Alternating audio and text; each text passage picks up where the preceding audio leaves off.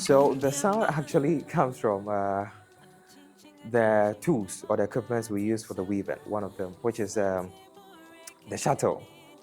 So the shuttle in Twi is called kro-kro-kro, and that is also in reference to the sound that it makes as well.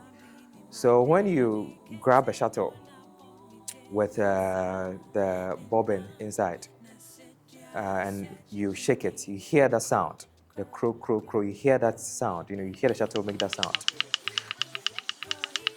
So when you're weaving, you're passing the shuttle through the shed you create into, the background, like the warp. So you use your feet to create the shed in between, and then you use your shuttle to penetrate, or you pass your shuttle through the shed.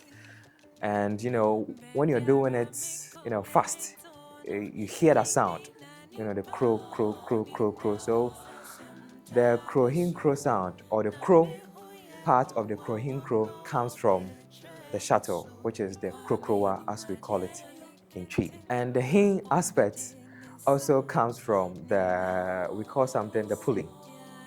And within the pulley, we have a fringe in the pulley. The headers are connected to the fringes in the pulley. And the headers are also connected to your feet. You're going to put the header rounds in between your toes, you understand?